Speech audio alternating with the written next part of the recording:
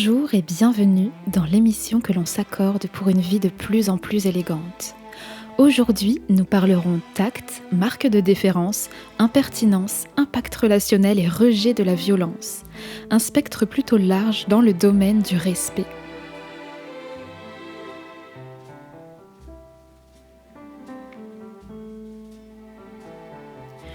Que ressentez-vous quand on vous pose des questions un peu trop personnelles à votre goût lors d'une première rencontre ?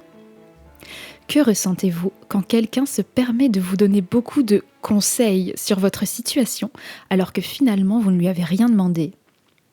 Que ressentez-vous quand quelqu'un vous impose sa présence en se présentant sur le pas de votre porte sans que vous vous y attendiez ? Quand on partage vos informations personnelles sans votre consentement ? Quand on touche et qu'on déplace toutes vos affaires ? C'est terrible, n'est-ce pas ?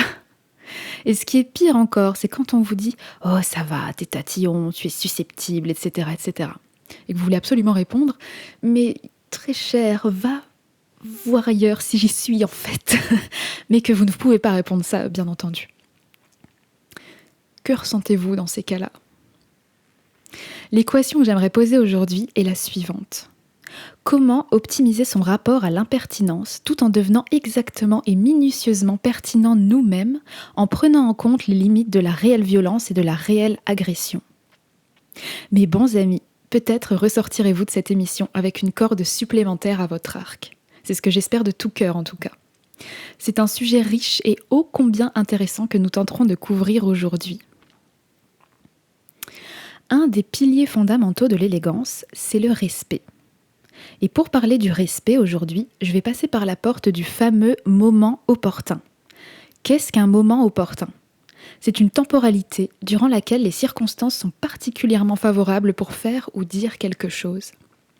C'est ce qu'on appelle avoir de la répartie, par exemple. La répartie n'est rien d'autre qu'un alignement de circonstances favorables qui permet à une phrase d'avoir un gros impact. C'est ce qu'on appelle briller en société aussi. Les circonstances favorables deviennent le berceau de la culture et de l'esprit de quelqu'un. Mais il y a aussi une notion de pudeur et de retenue dans ce moment opportun. Quelqu'un d'intelligent et d'élégant va sentir quand il dérange. Il réduit les probabilités de déranger. Et il n'attend pas qu'on le lui fasse sentir en fait. Par exemple, il n'appelle pas les gens n'importe quand. Il ne va pas sonner chez quelqu'un pour une visite de courtoisie à l'heure des repas. Il ne va pas poser de questions personnelles intrusives. Il ne va pas attirer l'attention de manière exagérée sur une maladresse de quelqu'un. Et aussi, par exemple, pendant une conversation ou un repas, il va s'éclipser pendant un entracte et pas en plein milieu de quelque chose. Vous voyez ? Il y a beaucoup de bon sens finalement dans cette forme de savoir-vivre. Si on ajoute une subtilité supplémentaire, on pourrait ajouter ceci. Quelqu'un d'élégant ne remémore pas des confidences un peu gênantes à la personne qui les lui a faites, par exemple. Vous savez, la plupart des gens, quand ils nous font des confidences dans des circonstances particulières, généralement, ils prient pour qu'on les oublie. Eh bien, c'est faire preuve d'une délicate attention que de ne pas remémorer ces choses si l'autre ne le fait pas non plus. Vous voyez ? Non seulement c'est élégant, mais en plus ça montre que vous êtes quelqu'un de confiance. Parce que c'est le cas, n'est-ce pas ? Parfois, on se retrouve dans des situations gênantes parce qu'on ne l'a pas vu venir. Ça arrive et ça arrivera encore. Mais rien n'empêche de faire du mieux qu'on peut, à savoir s'excuser et simplement partir. Il n'y a aucun problème avec ça. Certaines personnes, en revanche, ne sont pas comme ça. Certaines personnes, quand elles gênent, elles ne s'en rendent pas compte. Donc pas de problème, si elles n'y arrivent pas toutes seules, on va les aider. On leur lance des regards, on change de sujet, on essaye d'écourter la conversation, on simule un appel plus ou moins urgent.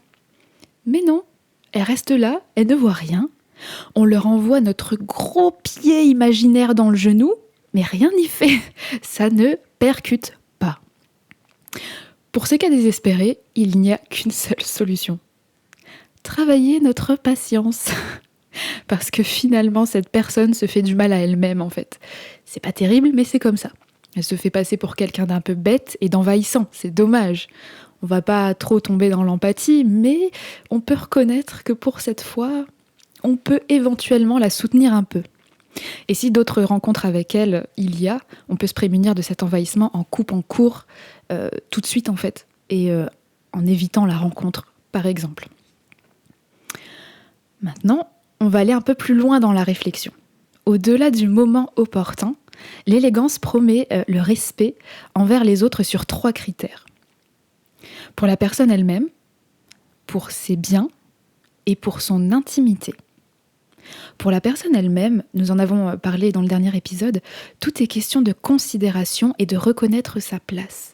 Et reconnaître sa place, c'est reconnaître son statut dans la société. Je le rappelle, le respect des statuts sociaux joue un rôle protecteur dans les rencontres, parce que toutes les rencontres sont potentiellement à risque. L'humain est un système infiniment complexe, doté de réactions innombrables et pas toujours rationnelles, vous me l'accorderez. On respecte les codes en fait, pour ne pas souffrir de la promiscuité, pour ne pas souffrir de la présence des autres, comme on en a déjà parlé. Donc respecter ces statuts, c'est suivre un code universel protecteur. Et comment respectons-nous ces statuts ? Par les marques de déférence. Les marques de déférence, elles se traduisent par 2 choses.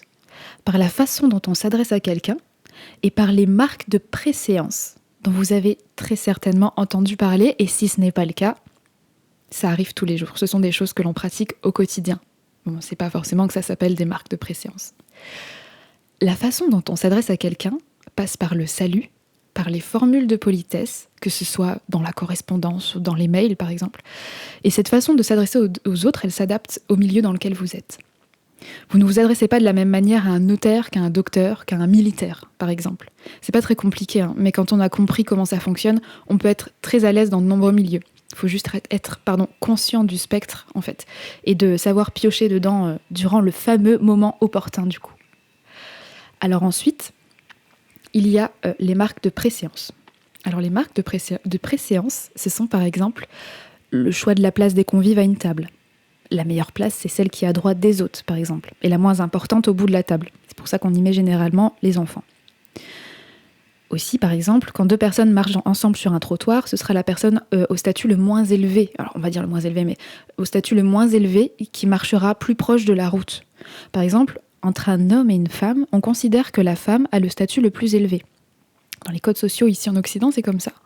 Entre une jeune personne et une personne plus âgée, c'est la personne plus âgée qui a le statut le plus élevé. Vous voyez ? Pour d'autres marques de préséance, par exemple, ça peut être ouvrir la portière de la voiture, aider à enfiler son manteau, tirer la chaise de la personne. Vous voyez, ce n'est pas que de la galanterie, c'est aussi de la préséance. Et la galanterie et la préséance. Donc tout cela, en fait, ça sert à reconnaître les statuts de la société. Non pas pour les dévaloriser les uns par rapport aux autres. C'est pas statut plus ou moins élevé, c'est pas ça. Au contraire, ça sert à reconnaître que chacun a bien sa place à nos côtés. Vous voyez ? Alors vous comprenez aussi que quand quelqu'un nous dit « Ah, ça sert à rien de me tenir la porte, je peux le faire moi-même, j'ai des mains au bout de mes bras », ça n'a aucun sens. Ça n'a aucun sens. Parce que si je te tiens la porte, c'est parce que je reconnais que tu es là, j'ai de la considération pour toi, en fait. Grossier personnage. Vous voyez ? Et ce qui est terrible, le pire, en fait, ce qui est vraiment terrible, c'est quand on commence à douter. Quand on se prend une remarque du genre, la plupart du temps, on est saisi, on ne sait pas quoi répondre, en fait. On ne sait pas quoi répondre parce que ces codes-là, on les a tellement intériorisés, c'est tellement normal, pour la plupart d'entre nous, du moins, d'avoir de la considération pour autrui, qu'on se souvient même plus, en fait. C'est en nous, c'est comme ça. Donc, le pire, vraiment, c'est quand ce genre de remarques commence à nous faire douter. Qu'on commence à se dire, tiens, c'est vrai, en fait, pourquoi est-ce que je lui tire la porte après tout ? Cette personne, elle a qu'à le faire elle-même. Et puis d'ailleurs, qui est-ce qui a établi cette sordide règle ? Elle ne sert à rien. Ça, c'est vraiment pas chouette du tout. C'est à cause de ces choses-là qu'on en arrive aujourd'hui dans une société un peu détraquée où on ne sait plus comment interpréter quoi, à force de remettre tout en question et d'arranger les choses à sa manière. Je dis pas du tout qu'il faille pas remettre les choses en question, bien au contraire. C'est même crucial pour notre évolution. Il faut remettre les choses en question, il faut creuser l'ordre établi pour voir où il nous mène, mais il faut le faire avec intelligence. Il faut s'interroger, chercher, comprendre, voir de quelle manière ces choses ont contribué et si elles sont encore viables. En l'occurrence, quand on trouve que ces petits gestes sont des marques de considération pour les autres, pourquoi est-ce qu'on devrait les abattre de sang-froid ? Vous voyez ? Quel est l'intérêt en fait ? développons, s'il vous plaît, l'art de ne pas faire d'amalgame, de ne pas tomber dans la vulgarité d'esprit par respect pour nous-mêmes et pour l'humanité, par pitié, quoi. Je m'égare un peu, désolée. Je reviens donc à la préséance. Donc, au-delà de ces petites marques de préséance, on a aussi la préséance protocolaire, qui est très intéressante, mais qui sert plutôt aux cérémonies officielles, aux événements diplomatiques, aux réunions gouvernementales, aux événements militaires, etc., etc. Voilà pour la préséance. Donc, toujours dans le respect de la personne, il s'agit aussi, au-delà de tout ça, de présenter une image positive d'elle-même. En fait, c'est le fondement absolu de l'élégance. Si on devait retenir une seule règle d'or, ce serait celle-ci. Être à l'aise et mettre à l'aise. Imaginez-vous être à l'aise en toutes circonstances, serein, prêt à tirer le meilleur de chaque situation dans laquelle vous vous trouvez, selon votre énergie du jour. Que vous ayez envie de motiver les troupes, au contraire, juste de passer un moment relaxant et convivial avec les autres. Quand on ouvre sa perspective là-dessus, notre bon sens naturel se remet en place tout seul. La communication implicite du respect et de la bienveillance se met en place d'elle-même.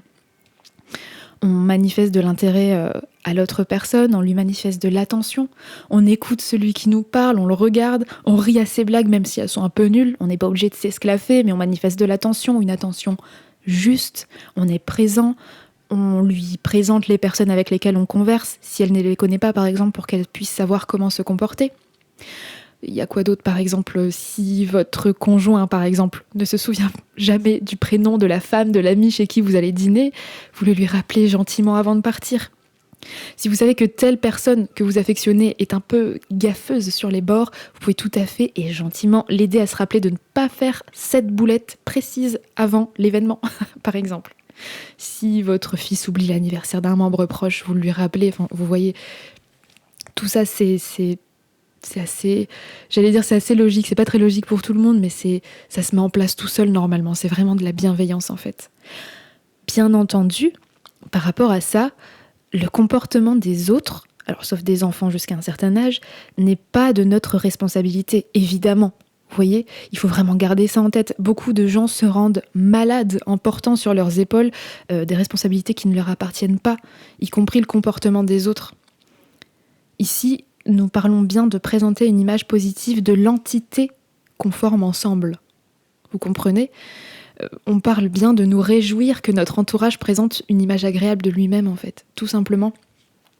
Et on n'est pas du tout dans le ton du reproche non plus. On n'est pas dans le « fais les choses bien, sinon j'aurai honte de toi ». Mais non, s'il vous plaît, il n'y a rien de pire que ça. On n'est pas là-dedans du tout. Ça, c'est du moralisme à la noix, c'est de l'humiliation. C'est un autre fléau de l'humanité, d'ailleurs. Tiens. Donc voilà, enfin, pour terminer sur ce truc-là, et pour bien le prendre encore une fois, pour être bien aligné avec la véritable bienveillance, on fait pas ça pour se lancer des fleurs en fait. Cette bienveillance-là n'a pas pour but de se mettre en avant soi-même. Oui, ça nous met en avant, évidemment que ça nous met en avant, puisqu'en fait c'est de la bienveillance et les gens bienveillants ça met en avant par soi-même, mais on le fait pas pour ça. Vous voyez ? Par exemple, qu'est-ce que je pourrais faire pour illustrer mes propos ? Par exemple, c'est pas parce que c'est moi qui t'ai rappelé ce que t'as oublié que j'ai l'ascendant sur toi. C'est pas parce que c'est moi qui vous ai présenté que vous me devez votre amitié. Ce n'est pas parce que c'est moi qui t'ai introduit dans ce travail que tu me dois la réussite que t'as aujourd'hui. Et inversement. Vous ne devez rien à personne et personne ne vous doit rien. Jamais. C'est ça l'interdépendance. Vous pouvez et devez être reconnaissant. Mais la reconnaissance, c'est une chose. Mais les orientations que prennent les choses pour une personne sont dues à cette même personne et à personne d'autre. C'était peut-être le bon endroit et le bon moment, mais c'était surtout la bonne personne. Donc notre ego, on lui met un joli pansement licorne sur la bouche, on le met bien de côté sagement et on regarde devant. Ici, l'élégance suprême, c'est la véritable bienveillance. Être à l'aise et mettre à l'aise. Le dernier aspect du respect d'autrui, c'est le respect de ses biens et de son espace personnel. Alors, l'envahissement, parlons-en. Parlons des limites de l'espace personnel, le fameux territoire. Chez les autres, on ne dispose pas des lieux et des biens comme chez soi. Que ce soit dans le lieu physique, qui est le leur, dans leur maison, leur appartement, leur suite d'hôtel, etc., mais aussi leur territoire personnel, leur espace intime. Ça, c'est leur moi profond, leur intimité, leurs souvenirs, leur vie passée. Tout ça sont des choses qui n'appartiennent qu'à eux. Et inversement, nous avons toutes ces choses, et ça nous appartient à nous seuls. Personne n'a à y mettre son joli nez s'il n'y est pas invité. Vraiment, j'insiste. Encore une fois, le Code universel de la politesse et des bonnes manières prémunit contre les risques d'intrusion. Par exemple, on frappe à la porte avant d'entrer dans un bureau. On ne s'introduit pas dans une conversation dans laquelle on n'est pas convié. On ne parle pas des informations personnelles de quelqu'un sans son consentement, même si quelqu'un d'autre insiste et nous le demande. Dans ces cas-là, par exemple, la meilleure chose à faire, c'est de dire « ce n'est pas à moi d'en parler, cette personne t'en parlera si elle le souhaite ». Et là, on va vous répondre « oh, ça va, nanana, Non, non, non. Autre exemple, on ne rentre pas chez quelqu'un si on n'y est pas invité, on ne donne pas à manger au chien de la personne sans lui avoir demandé la permission. Par pitié. On ne fait pas traîner de dîner chez quelqu'un de façon interminable, etc., etc. Vous voyez un peu ? Donc encore une fois, tout ça, ça relève du bon sens, évidemment, surtout dans notre culture. Mais c'est là où c'est aussi intéressant de s'intéresser à la culture de son propre pays. Par exemple, je vais vous donner un exemple tout bête. Et vous allez comprendre. En France, quand on est chez quelqu'un, on ne va pas se servir dans le frigo de la personne. On lui demande la permission, on lui demande ce qu'on a besoin. Mais au grand jamais, on ne se sert comme ça. Ça ne se fait pas ici en France. Aux États-Unis, en revanche, quand on est chez quelqu'un, on peut tout à fait aller se servir dans le frigo parce qu'on considère que son hôte n'est pas notre serviteur et qu'on ne va pas le charger de la tâche de nous servir. Vous comprenez ? Les deux codes sont absolument entendables. Les deux codes sont vraiment très valables. Mais la réponse à ça, c'est de s'adapter à la culture du pays dans laquelle on évolue. Dans la culture tout court, parce qu'il y a plusieurs cultures au sein d'un même pays, donc de s'adapter à la culture dans laquelle on évolue à ce moment-là. Il n'y a rien de plus simple, mais c'est important de le savoir, de connaître sa culture et d'apprendre la culture des autres si besoin, ou par pure curiosité, parce que c'est très intéressant. Il y a beaucoup de situations cocasses qui résultent de chocs de culture, on en parlera un jour peut-être, mais c'est vraiment très très drôle parfois. Donc ici, vous avez un tableau assez complet du moment opportun et de ce qui est pertinent de faire ou pas. Très très intéressant. On va revenir un peu à notre équation de départ pour pas se perdre, je vais la rappeler. L'équation était comment optimiser son rapport à l'impertinence tout en devenant exactement et minutieusement pertinent nous-mêmes en prenant en compte les limites de la réelle violence et de la réelle agression. On a donc commencé à résoudre l'équation en ayant une certaine profondeur de réflexion sur notre rapport aux autres, mais maintenant on va aller encore plus loin avec le rapport à la réelle violence. Un système, il faut voir sous le plus d'angles possible et surtout les plus pertinents. Et la vraie violence ici dans cette équation, c'est la réelle limite à pas dépasser. Dans cette équation, dans la vie en fait. La vraie violence, c'est la réelle limite à ne pas dépasser. Alors, qu'est-ce qu'une violence ? On va aller un peu loin dans les définitions pour avoir une véritable vue d'ensemble. Donc la violence, c'est un ensemble d'actes, d'attitudes qui manifestent l'hostilité, l'agressivité entre des individus. Une violence, c'est une force exercée par une personne ou un groupe de personnes pour soumettre, contraindre quelqu'un ou pour obtenir quelque chose. Une violence, c'est un acte ou des actes d'agression commis volontairement à l'encontre d'autrui, sur son corps ou sur ses biens. Qu'est-ce qu'une agression ? Une agression, c'est l'action d'attaquer une personne ou un groupe de personnes de façon soudaine et brutale et sans avoir été provoquée. Donc on parle bien d'agression, pas de défense. Une agression, c'est l'action d'attaquer de façon violente une ou plusieurs personnes. C'est une attitude ou des paroles visant à critiquer âprement quelqu'un ou à le blesser moralement. Donc déjà, on comprend ici que dans la vraie violence, il y a une volonté de le faire. On pique, on écorche, on blesse volontairement. Physiquement ou psychologiquement, c'est valable pour les deux, évidemment. Ça, c'est grave. Ça arrive à tout le monde de vouloir blesser. Oui, non, tout le monde, ça arrive à tout le monde. Tout le monde, à un moment donné dans sa vie, a la volonté de blesser. Qu'on soit un psychopathe ou qu'on soit juste en colère. Ça arrive. Et c'est contre ça qu'il faut se battre à tout prix. Contre la volonté de faire mal ou de faire du mal. Il faut avoir un véritable discernement quand vous pensez subir une agression. Posez-vous ces questions-là. Est-ce que cette personne a la volonté de m'agresser ? D'abord, avant cette question-là, est-ce que je la connais assez pour en juger ? Est-ce que je connais assez la personne pour juger si elle veut m'agresser ? Ensuite, si elle a la volonté de me blesser, est-ce que c'est parce qu'elle est comme ça ? Ou c'est parce que c'est un état ? Un état, c'est de la colère, de la frustration, de l'agacement, ce genre de choses. Alors ici, petite précision, que ce soit parce que c'est sa personnalité ou parce que c'est un état, c'est stop.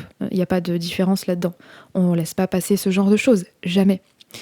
La différence qu'il y a ici, c'est l'orientation de notre comportement pour la suite, en fait. Si jamais ça fait partie de sa personnalité, parce qu'il y a des gens comme ça, ou si c'est un état, comment on va réagir derrière, en fait. Si on coupe court avec la personne ou si on essaye de l'aider. Vous voyez, c'est radicalement différent, les approches sont très différentes.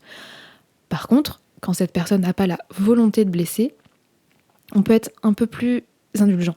Si c'est de la maladresse, il faut s'en rendre compte. Soit on le lui explique gentiment, soit on relève pas si vraiment, vraiment c'est pas grave. Vous voyez ? Je vais faire une petite parenthèse sur notre société quand même. Ça me paraît important de le dire ici, à ce moment-là. Actuellement, il y a des formes de violence qui ont été normalisées. Autant la violence physique, on s'en rend compte facilement, évidemment, mais la violence morale et psychologique, c'est beaucoup plus insidieux, c'est beaucoup plus sournois.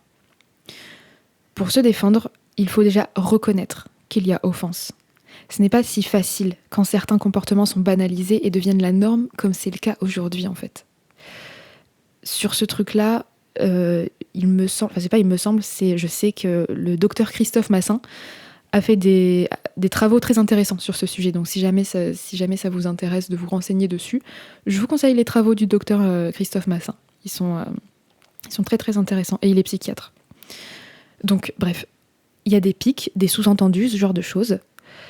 À cause de notre société, on a l'extrême inverse aussi aujourd'hui. Ça, il faut aussi s'en rendre compte. Quelque chose qui n'est pas une agression à la base va en devenir une et des polémiques vont se créer et on va même avoir peur de marcher dans la rue sans se faire accuser d'avoir agressé le trottoir avec nos semelles, quoi. Donc il faut vraiment, c'est là que vous comprenez qu'il est important de développer son discernement et son jugement et de transmettre aussi ça autour de nous sans comment est-ce que je peux dire ça, sans imposer, mais c'est vraiment très très très très important de développer son discernement. Donc je vous invite chaleureusement à l'affûter et à remettre les pendules à l'heure, sinon on va finir par avoir peur de vivre et par définition, c'est pas vivable, quoi. Parenthèse fermée sur notre société. Donc, dans l'intolérance à la violence, il y a cette notion de ressenti. J'aimerais aussi vous dire quelque chose. Écoutez bien cette phrase. Si cela m'arrive, je dois y être pour quelque chose. Si je me prends ça dans la figure, c'est que j'ai dû faire quelque chose qui l'a provoqué. Est-ce que ça vous parle ? Ça, on va remettre les pendules à l'heure là-dessus. On va remettre l'église au milieu du village et on va bien la remettre droite, bien alignée avec le ciel. Vous n'êtes pas responsable des réactions des autres. Vous n'êtes pas responsable des réactions des autres. Chacun est responsable de ses propres réactions. Alors, est-ce que cette situation est de votre faute ?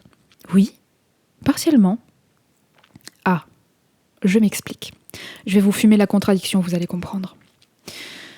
Nous sommes humains, nous faisons tous des erreurs. Nous sommes interdépendants et nous nous influençons tous mutuellement.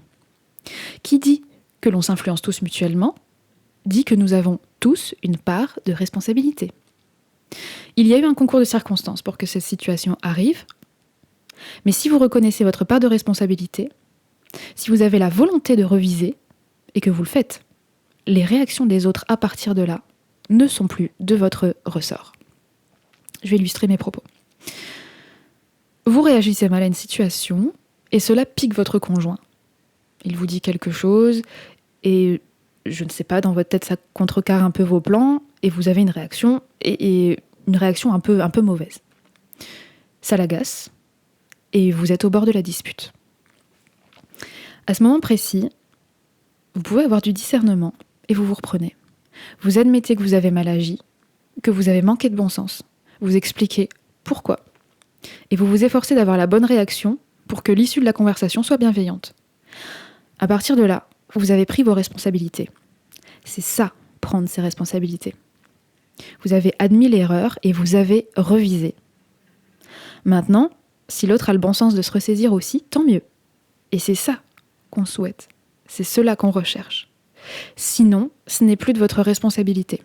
S'il n'est pas capable de gérer ses émotions, stoppez la conversation et reprenez plus tard quand tout le monde sera calme.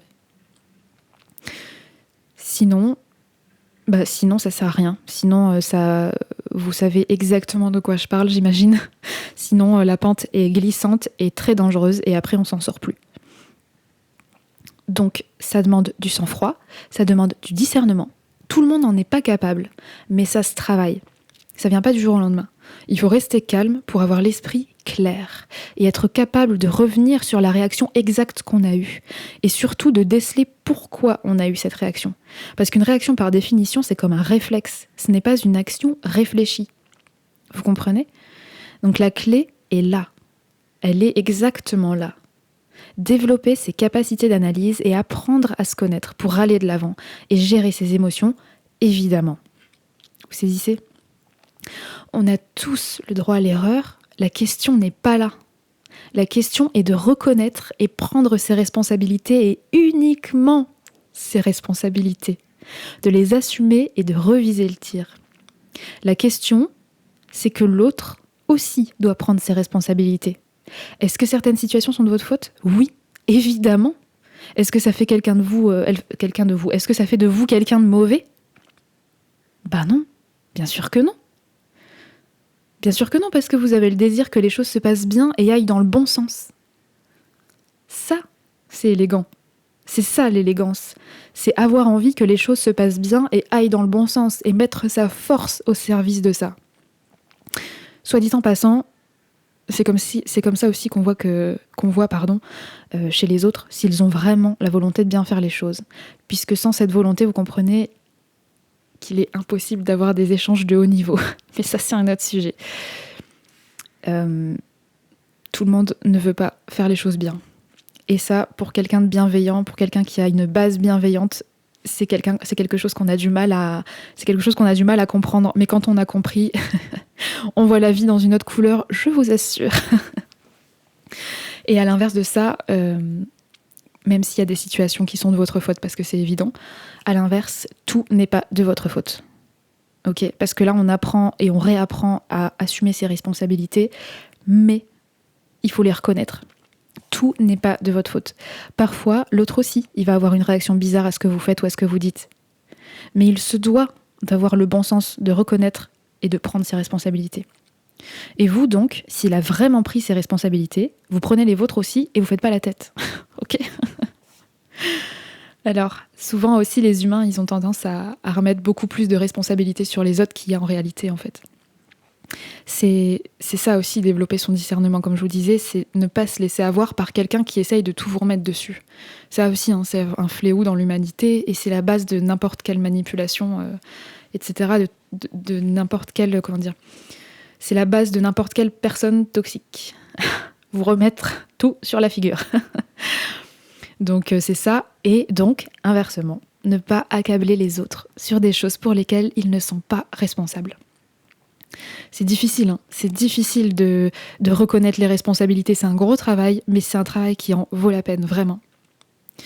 Je l'ai déjà dit, mais porter des responsabilités trop lourdes, qui sont pas les siennes, ça déstabilise et ça détraque l'esprit. Ça rend malade sur le long terme, vraiment. Concernant les disputes, certaines personnes ont besoin de temps pour redescendre. Beaucoup de gens ont besoin de temps pour redescendre. C'est normal, il faut s'accorder ce temps. Il faut reconnaître qu'on a besoin de temps pour réfléchir à la situation. Et au plus vous ferez ce travail, au moins vous aurez besoin de temps. Et un beau jour, parce que c'est ça qu'on cherche, un beau jour, vous ne vous disputerez quasiment plus, parce que vous serez tellement fort dans la gestion des émotions et du discernement que quasiment plus rien ne pourra vous atteindre. Et je vous assure qu'il existe des gens qui sont capables de ça et qui sont capables de redescendre instantanément. C'est possible. Et c'est un bonheur absolu de vivre ça. Alors, je vais faire aussi une dernière petite parenthèse là-dessus, là, parce que je me rends compte qu'il y a quelque chose dont j'ai pas parlé. C'est que tout ce que je viens de dire ne prend pas en compte les cas d'extrême violence, bien entendu. Je le précise, même si je suis certaine que vous avez déjà compris, on est sur un espace public, donc n'importe qui peut écouter ça. Donc je vais le préciser quand même, je ne parle pas des cas d'extrême violence. Des cas où les séquelles sont irréversibles, comme le fameux sujet des violeurs et des mini-jupes. Ce genre de choses qui sont absolument répugnantes et qui relèvent de la psychiatrie. Là, je parle vraiment des situations quotidiennes, de pertinence et dans nos rapports sociaux, dans notre quotidien, en fait. Ce que j'essaye de faire, c'est de remettre la part de responsabilité de chacun à sa place pour achever un but commun. C'est ça ce que j'essaye de faire. Voilà. Donc notre douce équation est quasiment résolue, si je ne dis pas de bêtises, mais nous allons quand même parsemer la fin de notre émission sur quelques réflexions pour parfaire le tableau. Alors, au quotidien, nous communiquons. Qu'est-ce que la communication ? La communication, c'est simple. Je vais prendre 2 personnages. C'est Myriam qui communique un message à Frédéric. Mais il y a aussi ce que Myriam pense, ce que Myriam veut dire, ce que Myriam a vraiment dit et ce que Myriam pense avoir dit. Et ce n'est pas fini. Il y a aussi ce que Myriam pense que Frédéric a compris, ce que Frédéric croit avoir compris, ce que Frédéric a vraiment compris et ce que Frédéric dira avoir compris. Et enfin, ce que Myriam pensait que Frédéric avait compris. Et ça, multiplié par les quelques milliards de personnalités terrestres, plus ce que telle personnalité va spécifiquement générer avec une autre. Je cherche pas du tout à vous embrouiller, promis. Je ne cherche pas non plus à ce que vous anticipiez tout ça, parce que ça ne sert à rien, et de toute façon ce n'est pas possible. Ce que je cherche à faire, c'est de vous montrer qu'on ne peut pas tout maîtriser, et que la seule chose qu'on ait, c'est notre volonté de bien faire les choses. La force que l'on va mettre pour cela. Les gens sont maladroits. Quand ils n'ont pas la volonté de blesser, ils sont maladroits. Ils veulent coller avec leurs intérêts personnels, mais ça ne marche pas forcément. Ça d'ailleurs, on en parlera dans une autre émission. Ces gens ne sont pas assez attentifs, pas assez concentrés. Ils ne savent pas comment s'y prendre. Ils n'ont pas ce niveau de réflexion et c'est pas grave, on ne leur demande pas. Donc là, je parle bien sûr de tous ces gens d'impertinence, je parle de s'introduire dans un espace privé, de s'introduire dans une conversation, des choses qui vous gênent en fait, de tout ce dont on a parlé en début d'émission, de la maladresse de ces gens-là. Donc on leur demande pas d'avoir ce niveau de réflexion, c'est pas ça. Ce qui est vraiment chouette dans l'histoire, c'est que vous l'ayez ce niveau de réflexion parce que c'est vous qui pourrez orienter la suite des événements. Vous comprenez ? Alors oui, certaines personnes sont mal intentionnées, c'est sûr. La plupart du temps, elles sont maladroites, mais parfois, elles sont mal intentionnées. Ces choses-là, c'est pareil, ça s'apprend, ça se décèle. Parfois, il y a lieu de riposter, et parfois, ça ne sert à rien de s'abaisser à ça, tout simplement. Je vais vous expliquer pourquoi. Un des premiers niveaux de l'élégance relationnelle, c'est de savoir protéger qui nous sommes. Et si nous sommes solides dans cette protection, que la personne soit maladroite ou mal intentionnée, le résultat est le même. Sa tentative d'agression, consciente ou inconsciente, glisse sur nous sans nous atteindre. La clé est ici. Ensuite, on peut apprendre à déceler les mauvaises intentions et décider de ce qu'on veut en faire, à savoir retourner le piège contre l'agresseur en utilisant sa propre force. Ça, on en parlera plus tard. Donc, quand on vous pose des questions un peu trop personnelles, Faites des réponses de Normand. Soyez flou. Si elle insiste vraiment, dites-lui simplement et gentiment que ce sont des choses que vous préférez garder pour vous. Oui, elle va se sentir un peu bête, mais c'est comme ça, et c'est pas grave. Et ça ne fait pas de vous quelqu'un de mauvais. C'est elle qui essaye de s'introduire. Elle comprendra sûrement que ce n'est pas des façons de faire, en fait, en faisant ça. Et puis si elle est vexée, vous n'y pouvez rien. Hein. Vous n'avez pas eu un ton insultant en disant que ce sont des choses personnelles. Et s'il y a possibilité de nouvelles rencontres avec elle, elle comprendra pourquoi vous n'allez pas vers elle pour engager la discussion, c'est tout. Vous voyez ? Quand quelqu'un aussi se permet de vous donner beaucoup de conseils sur votre situation alors que finalement vous lui avez rien demandé, laissez-le aller au bout de son raisonnement, avec patience, sans rien lui demander, pour finalement lui dire que vous verrez ce que vous déciderez en temps voulu, juste avant de rediriger habilement la conversation sur autre chose. Et tout va bien. Et quand elle revient à la charge, redirigez encore et encore la discussion. La pauvre. Elle a un besoin compulsif de s'immiscer dans la vie des autres, celle-ci. Et elle va aussi comprendre pourquoi vous lui parlerez plus de votre situation personnelle. Ensuite, quand quelqu'un vous impose sa présence en se présentant sur le pas de votre porte sans que vous vous y attendiez, vous n'allez pas la laisser là. Vous allez l'inviter à rentrer, évidemment. Vous êtes un hôte charmant. C'est ça que vous êtes. Mais dans votre conversation, surtout, saisissez l'opportunité de lui dire gentiment qu'aujourd'hui c'est pas grave, mais qu'à l'avenir vous préférez que cette personne vous envoie un message ou qu'elle vous appelle. Parce que vous aviez un programme en tête, tout simplement, c'est tout, il n'y a pas d'excuse à avoir. Vous voyez ? On n'est pas là pour s'excuser de quoi que ce soit. On est là pour assumer notre place, notre intimité, ce à quoi on a droit, en fait. Tout le monde a le droit d'être maladroit. Mais en apprenant constamment de nos situations quotidiennes, on finit par créer des belles choses ensemble. Entre humains. C'est ce qu'on appelle construire ensemble des choses plus grandes que soi. N'est-ce pas magnifique ? Et oui, ça prend du temps, mais le jeu en vaut vraiment la chandelle. Donc d'un autre côté, oui, les autres ont le droit d'être maladroits, comme tout le monde, mais ils n'ont pas le droit de pénétrer sur un territoire sans y être invités. Et pour le sacrifice, en fait, que vous aurez cédé à cette personne quand elle s'introduit ou qu'elle est maladroite, pour le sacrifice que vous lui aurez cédé à ce moment-là, soit elle se ressaisit, soit les portes de votre territoire se refermeront pour elle. Voilà. Et tant pis pour son minois. Vous voyez ? Vous comprenez ? Mes bons amis, revenons sur notre équation une dernière fois. L'équation donc était: comment optimiser son rapport à l'impertinence tout en devenant exactement et minutieusement pertinent nous-mêmes et en prenant en compte les limites de la réelle violence et de la réelle agression. Il me semble qu'elle est résolue. L'étape suivante est de laisser l'émission infuser votre esprit et de décider comment vous allez vous en servir. Comment vous allez vous servir de ça dans votre environnement personnel, chez vous, avec tout ce que vous possédez et avec les gens avec lesquels vous interagissez. Nous avons éclairé les notions de moment opportun, de territoire, de marque de déférence, de culture nationale, de véritable violence et de défense à l'agression, de patience et de souplesse émotionnelle. Pertinence, impertinence. On ne peut pas collaborer avec quelqu'un de manière parfaite du premier coup, sur tous les plans. Et collaborer, ce n'est pas que du travail, c'est vraiment collaborer. C'est vraiment interagir avec quelqu'un. On ne peut pas connaître quelqu'un parfaitement. Jamais, ça n'existe pas. On ne peut pas anticiper toutes les situations, mais on peut toujours prévenir ou corriger pour le peu qu'on ait envie de bien faire les choses et de regarder devant. Et dernier point très important, tous les gens n'ont pas envie que ça se passe bien. Bien au contraire. Consciemment ou inconsciemment, tout le monde ne veut pas que ça se passe bien. Et ça ne nous appartient pas. Cette volonté leur appartient à eux. Il y a des gens à ne pas côtoyer pour nous protéger, pour protéger notre équilibre. D'accord ? Toutes ces situations gênantes, au-delà de nous apprendre, devraient nous faire rire. C'est vrai. Et quoi finalement ? Rien. La personne qui est gênante, c'est elle qui est gênante. Vous voyez ? À vous de décider si vous voulez l'aider ou pas maintenant.